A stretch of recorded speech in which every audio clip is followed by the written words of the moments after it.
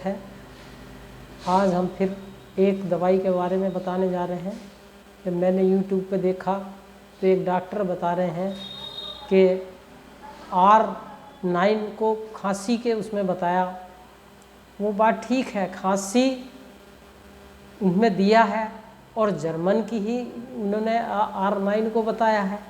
तो ये प्रचार दवाइयों का कर रहे हैं या मरीजों के हिसाब से वो बता रहे हैं? सबसे पहली बात तो ये है, होम्योपैथिक में ये जो तरीका है, ये जो अपना रहे हैं, ये होम्योपैथिक तरीका कहलाता नहीं है और पूर्ण रूप से ठीक करने वाला नहीं है।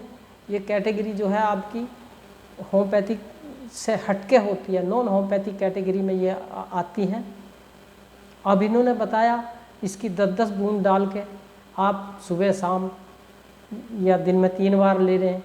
अब आप देखिए उसमें 100% का अल्कोहल होता है। अब जब 10-10 बूंद आप पानी में डाल के देंगे तो वो कितना, एक पैक शराब के बराबर असर करेगा।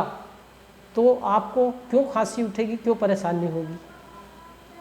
तो इससे आपके जो शरीर में जो लीवर वगैरह हैं या जो अल्कोहल के बुरे प्रभाव हैं वो आपके शरीर में पड़ेंगे, इसलिए वो चीज़ ठीक नहीं। दूसरी बात यह है कि इन्होंने कॉम्बिनेशन लिया। होम्योपैथिक के अंदर परमानेंट ठीक करने के लिए किसी भी एक ही दवाई को चुना जाए और वो लक्षणों से कह रहे हैं R1 ही खांसी को ठीक करेगी।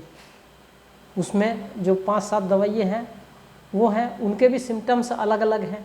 अभी इन्होंने कह दिया ठीक है, बेलाडोना बता दिया, वरोना बता दिया, क्यूप्रम बता दिया, इपिकाक बता दिया, डरोसरा बता दिया। तो इन सब के सिम्टम्स अलग अलग हैं, एक दूसरे के परस्पर विरोधी भी हैं। तो फिर वो कैसे करेगा? क्यों इस तरह की चीज़ दे रहे हैं? तो वो क्या कर रहे हैं, इसको जो दे रहे हैं वो देने का मतलब इनका ये हुआ कि वो अल्कोहल पिला रहे हैं आपको। अब अल्कोहल में तो शराब पीने वाला भी है, वो भी पी लेगा तो उसको भी खांसी नहीं उठेगी, दर्द भी नहीं होगा। तो ये तरीका बिल्कुल ठीक नहीं है। अगर आप जो है ठीक से अगर होम्योपैथिक तरीका अगर करना चाहते हैं तो आप होम्योपैथिक की ही तरीके से दवाई लें। इस तरह की दवाइयाँ मेरे हिसाब से ठीक नहीं है। होम्योपैथिक तरीका ये ठीक नहीं है। और पहली बात तो कम्बिनेशन ही ठीक नहीं है कि इस तरह से कम्बिनेशन लेना। और काफ़ी कुछ हद तक जो है इन्होंने बता दिया साहब ये खांसी के लिए, तो ऐसा कुछ नहीं है। इस तरह की चीज़ें जो है बिल्कुल होम्योपैथिक नियम के विरुद्ध है, इसको नहीं लेना चाहिए इस तरह से। और फिर और इन्होंने कहा जर्मन ही क्यों ले रहे हो? अगर होम्योपैथिक दवाई के अंदर ही, होम्योपैथिक तरीके के अंदर, जब होम्योपैथिक के जो तरीके से जो दवाई बनी होती है वो माइक्रोस्कोप से भी नहीं देखी जा सकती है उसके अंदर, तो फिर वो इंडियन हो या जर्मन हो, कोई सी भी आप ले सकते हैं। अगर उसके अंदर वो दवाई के हिसाब से अगर वो बनी है तो ऐसा कोई प्रभाव नहीं होता कि जर्मन या इंडियन है, वो काम करेगी। जर्मनी का मतलब ये है कि आप प्रचार कर रहे हैं और लोगों की जेब कटवा रहे हैं, तो आपको क्या मज़ा आ रहा है? इसलिए ये चीज़ ठीक नहीं है, वो बहुत महंगी होती है। तो हाँ, एक चीज़ है, उसके लिए जो डॉक्टर होते हैं उनके लिए उसको फ़ायदा होता है, क्योंकि जो वो अच्छे एक अल्कोहल में बनी होती है वो उड़ता नहीं है। और जो इंडियन अल्कोहल में तैयार होती हैं वो सील्ड रखी जो है वो अल्कोहल उड़नशील होता है, तो वो उड़ जाता है। उससे जो है जो चिकित्सक होता है उसको नुकसान होता है, लेकिन मरीज को उसमें कोई फ़ायदा नहीं मिलता, उसको नुकसान ही होता है। इसलिए अपनी इंडियन ही दवाई को इस्तेमाल कराया जाए और होम्योपैथिक तरीके से करा जाए।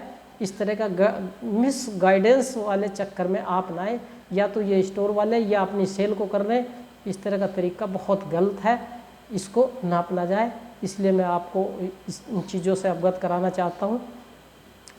अब इन्होंने बताया खांसी के बारे में भी मैं 1-2 दवाइयाँ जब इन्होंने बताया तो मैं बता देता हूँ।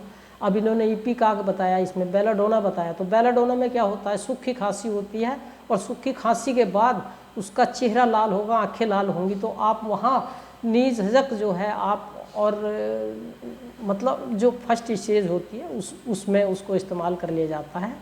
और ब्रोनिया का तो खुश्की शब्द है, अगर खुश्की शब्द कहीं भी है तो आप चाहे लैट्रिन में हो, पेशाब में हो, खांसी हो, कहीं कहीं भी खुश्की शब्द अगर आता है तो आप ब्रोनिया देंगे आपको, और हिलने झुलने में परेशानी है तो ब्रोनिया आप देंगे।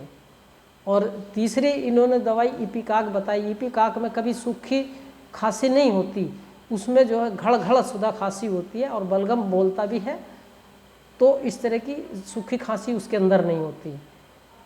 और एक बताई स्पोंजिया। स्पोंजिया में सूखी खांसी होती है, वो तर करती है और कहीं भी उसका भी एक खुश्की शब्द सही थोड़ा सा है, तो खुश्की शब्द ही उसके अंदर आता है स्पोंजिया के भी।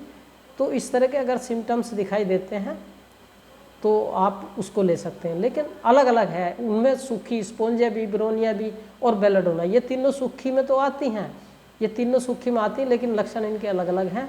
और जो इपिकाक इन्होंने दिया है इसमें कभी भी जो है सूखी खांसी नहीं होती, इसमें केवल जो है तर खांसी होती है, और वो भी पेट की खराबी की वजह से होती है। जब हम कोई खाने पीने की गड़बड़ी की वजह से जो है हमारा जो खाया पिया वो सही से डाइजेस्ट नहीं होता, और वो न नीचे को निकलता है और बल्कि ऊपर को जो है उबकाई सी उसके साथ में आती है, जी मिचलाना सा बनता रहता, या खांसते उल्टी आ जाती है और घड़ आवाज़ होती है।